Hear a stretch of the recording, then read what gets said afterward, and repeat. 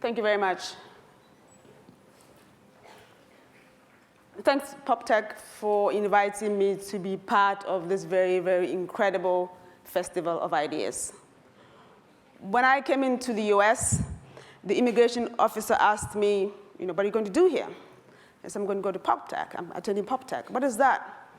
I want to say a conference, but I thought that's really understating what this is. I said, an event. He said, aren't you sure what you're going to do? I said, okay, well, it's a kind of a festival of ideas. And my last 3 days here has really confirmed that view for me about PopTech. My topic is about rethinking Africa. And I'm inviting you in this hall, and those who are listening out there in the virtual world, to rethink Africa, because I believe that Africa is rethinking itself. But let me start with a stereotype. When you think of Africa, you think of animals. And of course, that is part of Africa. But I've really come to believe that the African elephant, it's very important, of course, but the African is almost as important as the African elephant. And I want to engage you in thinking differently about Africa. And I want to suggest that there actually is a new thinking within Africa about itself. And I believe that the thinking is done by the post-independence generation, the children who were not born into colonialism and therefore do not have the burden of what it felt like to be colonized. But they are children of those people, and they're beginning to re-look at themselves and re-question the world's views about themselves and actually their own views about themselves. And I want to demonstrate this by just telling you a short story, 2 short stories actually. They're romantic stories. One is, obviously, but I'm not too sure. Imagine this young man called Adam, I think. Yeah, I think Adam works. And his girlfriend, Amelia. They've been dating for about, a year. And they begin to think that it's time to take things to a new level. And one day they go to a restaurant in Camden, actually. I think it was in Camden, yeah. They're sitting there at this table, and Amelia's a bit kind of concerned because Adam has been seeming to be kind of quiet. And she's thinking maybe he wants to stop this. But then, just out of the blue, Adam just drops to his knee and whips out this little box, opens it, and there's this diamond. And she says, sweetheart, will you marry me? And Amelia, of course, just burst into tears of joy. And across, the restaurant, this waitress is just thrilled because what she can see is just obvious love. And they clap, and he hands her this beautiful diamond ring, about 20,000 Bula worth of diamond ring. It's a lot of money in Botswana. And everybody thinks, oh my God, there's love in the air. Everybody's so happy. On the other hand, there's also this other couple, Amantle and Atang. I think, yeah, that's their names. And again, they're in a restaurant in Camden, actually. They just happen to have been invited to Camden by Andrew, so they're in Camden. So they decided to take this opportunity, actually, themselves, to take their relationship to a new level. So Adam says to Amantle, sweetheart, when we get back home, I'm going to send my uncles and my aunts to go over to your family to ask for your hand in marriage. And Amantle's so happy. She's just like, but there's no champagne because that little diamond did not pop out of the box.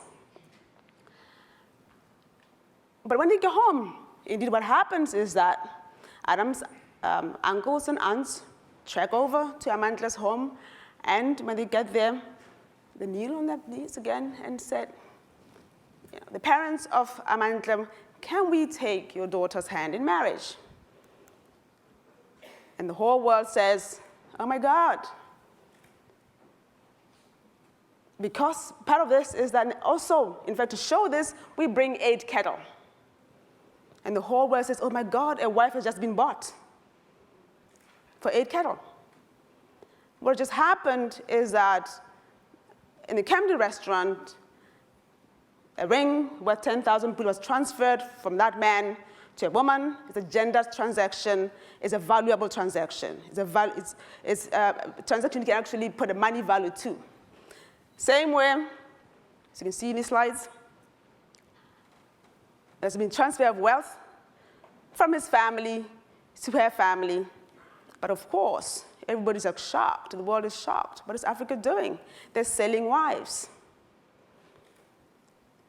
And I'm saying that Africa is beginning to ask the question, why is that transfer of wealth in the form of a diamond represent love, and the transfer of those cattle of the same value does not represent love? And I say it is because we're so conditioned to looking at ourselves through foreign eyes that we cannot even see that which we are every day. Africa, to a large extent, it's an extended family-based system. Decisions are made in a family setting, and therefore you're not going to get that young man in Camden making the decision alone to get married, because when you get married, in our culture, there's more than just one person to be involved. And therefore, of course, when we see the white dress, we say, oh my God, love is in the air. But when you see the blue shawls, we're not too sure. And I'm saying that is beginning to change in Africa. And it's changing in many ways. And I give you the example of Botswana myself. That young man wearing the leopard skin was a lawyer and a human rights activist who, upon his father's death, decided to take the position of king. Again, patriarchal society, we need to deal with that, but that's a different discussion altogether. And he was being draped with this leopard skin to symbolize this new position. It happens maybe every, 50 years when your father dies, or we have 3 women chiefs in Botswana, so again, it's not a common occurrence. It's actually happened in one of the tribes 2 weeks ago before I came here. And the response is, of course, it's like, oh my God, that poor leopard had to die, And, that is, what about, the cruelty to animals? What about the environment? But when a young princess in Switzerland or whatever dons a multiple studded crown of diamonds, nobody says how much wealth, how much time did it take to dig out those jewels from the earth? It's normal. It is normal. And Africa is the other. And therefore, Africa must always be trying to change itself, reshape itself to mold itself into this model of what we believe the normal is. And one of the things that's happening, and again I want to suggest, is really about when people begin to have 3 meals a day and a warm bed at night. They begin to think. And I think that's what's happening in Africa right now. The post-independence generation is beginning to think, because they've got, in my country at least, full bellies. They have to drive the cars that you drive. They have access to the internet. And they begin to look around and say, who am I? What am I? And they begin to go back to say, what did we lose in our attempt to be part of the other? What did we lose during that time when it was unchristian to be African? Because it was unchristian the way you dance, it was unchristian the way you talk, it was unchristian the way you wear your hair. It's just to be normal, you just need to remold yourself. And begin said, no. Maybe it's not so. You're beginning to see, what you see in this slide, for example, is a group of women who have just come out of an initiation ceremony. Of course, when you say initiation, oh my God, we're talking about GB, I think there's what is it called? Genital something mutilation. It doesn't happen in Botswana, by the way. But that's what leaps to mind. Oh my God, women were together at night singing and dancing, and nasty things must have happened. And beginning to say, is that so? And again, there's a picture, of, and among these women, you can see maybe my face there. Why does a woman who has been educated in the West, who has been a high court judge, who can use the computer, kind of barely, but yes can. Why does she want to be part of this? Why does she want to be part of it? What is this that she's missing in her life that she wants to reclaim herself? And I want to say that what is happening is there's really a reclaiming of self, a re-loving of self. And that thing is happening all over Africa. And I think, when you think about the Africa of the future, we're talking about the Africa that is going to be used in the net, like everybody else, but it's also trying to go back and say, what did we lose when we tried to go global? In that slide, we have young men who just come back from an initiation ceremony as well. And amongst these professors at university, 10 years ago, it was unimaginable. There's a new energy that's coming on. Even 5 years ago, it was unimaginable. But the last 5 years, we see a reclaiming of self, a re-loving of self, and begin to see people who would even think, they thought, Coke was magical, but make a morula drink. That's African. That which is African is backward, and therefore you handle with caution. But people begin to actually question those wisdoms. Good. Move that up. Why would this person want to be part of the past? I like that middle picture. That's my daughter, actually. She was, like myself, educated partly in Botswana, but partly in the West. And I like that framing, those blonde streaks around her, because she is part of that. And she has the right to be part of that, because we're all in this vehicle together that's called Earth. But on the other hand, I see the symbolism of looking back and asking themselves, what it is that have I lost, that now I can take back into my future.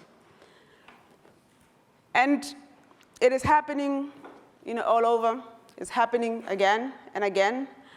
And I actually do believe that the future of Africa is very bright. You may think I'm overstating, but for me to come here, okay, I need a visa. Okay, I was lucky enough to get a 10-year visa last year. Every time I know I think it's got another 5 years to go. And of course, I know when it runs out, to get a US visa is so difficult. It's just, you dread to have to go through the process. I have a Schengen visa that gets me into Europe, and it's great because I can visit Europe, but to get it is so difficult. But on the other hand, I'll give you as an example. A friend of mine sends me an email. She says, she's dating a Belgian. She says, I want to go to Belgium, but I just came from the German embassy, and they denied me a visa. So what's happening is that my boyfriend is coming to Botswana. I said, don't you think there's something wrong with that picture? Don't you think, he doesn't need a visa to come to Botswana. He's retired, actually, and he has very little money, actually. She owns her own business, but she cannot go into Europe because the assumption is that if she goes there, she might never go back. And maybe that is true. For the majority, stereotypes are based on some truth, I guess. But I believe that the future is that it will not be so easy to waltz into Africa than is happening right now, because Africa's star is on the rise. That's what I believe. And Africa's star is on the rise because there is a new generation that is not yoked to the past of colonialism. They see themselves as individuals, as people, as a community, and they are saying, I love myself as I am. And therefore, how can I move forward as I am without trying to be Western? And I think is that what Africa is doing as well. And we heard about this a few days ago. It's confirming new friends, old friends. I just use here the symbolism of First Lady who was in Botswana a few months ago. But it's also creating new friends. And Africa's got a right to do that.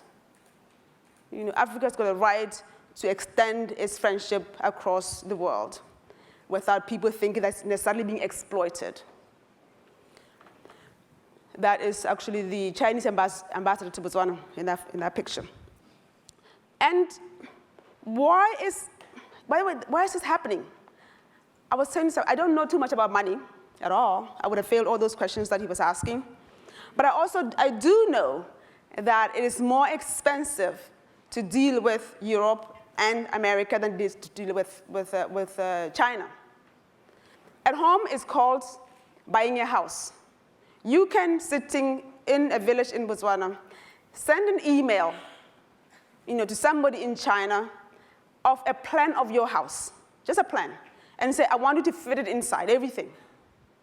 And somebody in China will actually do that and email you back and say, do you like the living room furniture? Do you like, no, I want a bit of purple here. What about, no, I want a Bosch, a washing machine or that. And once you've done that, you send the money, and a freight will come with everything, including light bulbs, including floor tiles. It's called buying a house in China. Sometimes you don't even have to go to China to do it. But also, you can get on a flight from Botswana to go to China. When you land there, there will be somebody, a translator with a car. People who've never, ever traveled before, never, ever traveled, teachers, nurses, people who don't have even a lot of money, are able to go to China and with facilitation on the ground are able to go and buy a house or buy a car or buy whatever they want to do or just furniture, for your house. And China is making this, possible because, of course, life is about economics and money. And because, what you want is a house, what they want is money. And therefore, often I get a bit upset at the suggestion that the relationship between China and Botswana, in Africa, is necessarily one-side exploitative. Of course, if you've got more money, of course, you've got more power, you're going to, more or less call the shots. But on the other hand, there is a reason why you would want to go to China and buy a house. You cannot afford that on US dollars. You cannot afford that, with British pounds. But you can afford it if you go to China. But then you see this, and also there's a statement that I read somewhere. Apparently, it was made by an American student. I'm sure she's out there or he's out there, and I want to credit that person. And they said that when a Western person sees a playground of young children, girls in Africa, playing in the dirt barefoot, they think, how can I donate shoes to them? Where can I look for shoes to donate to them? When a Chinese person sees that, they say, from the look of that dress, I think they can afford a $2 shoe, no, maybe $3. And then they go and make a $3 shoe so that the person can afford the shoe. And I think to a large extent, it is true, is that I'm not against donations. I think they're a good thing, but I think we can all agree that the relationship that gets created when there is a donation and a receipt, a receiving, and when there is actually a transaction is a more equal one, where this is more respectful one. And over time, more and more, China doesn't ask you, what is your human rights record? Maybe they should ask, I don't know. When you say from an individual point of view, you just want the goods. In Botswana right now, we have the airport, the university, the medical school, the new High Court building, the roads built by Chinese companies. You have to ask yourself, what is China doing it right that they get these contracts? What is or wrong, I don't know. But I'm just saying something's happening there that allows that to happen.